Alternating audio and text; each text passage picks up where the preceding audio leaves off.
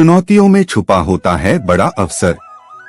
एक कहानी के माध्यम से मैं आपको समझाना चाहता हूँ कि आखिर किस तरह चुनौती को पास या स्वीकार करने पर सफलता आपको ही मिलती है और उसी में आपकी जीत छुपी होती है। एक बार एक गांव का श्रेष्ठ पुरुष था, जिसने सोचा कि गांव वालों की परीक्षा ली जाए।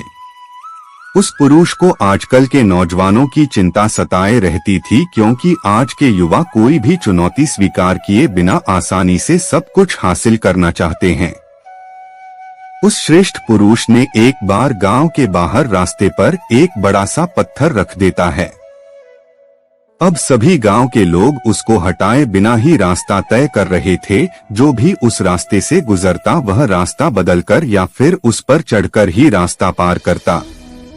कोई भी उस पत्थर को चुनौती समझकर उसे हटाने की कोशिश नहीं करता। जो भी धनाढ्य लोग उस श्रेष्ठ पुरुष से मिलने के लिए बाहर गांव से आते, वे भी उसे हटाने की कोशिश नहीं करता, बल्कि उस श्रेष्ठ पुरुष को ही दोषी मानते कि उन्होंने इसे हटाने की कोशिश नहीं की। ऐसा सिलसिला दिन भर चलता रहा, परंतु किसी ने उस पत्थर रूपी चुनौती को हटाने की कोशिश नहीं की, बल्कि एक दूसरे को ही दोषी ठहराने लगे। सायं के समय एक व्यापारी सर पर गठरी लेकर वहां से गुजर रहा था। उसे पार करने में परेशानी हो रही थी।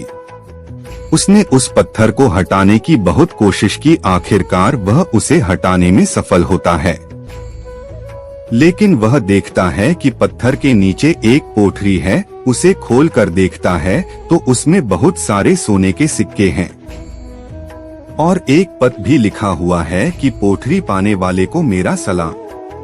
उस व्यापारी की किस्मत बदल जाती है।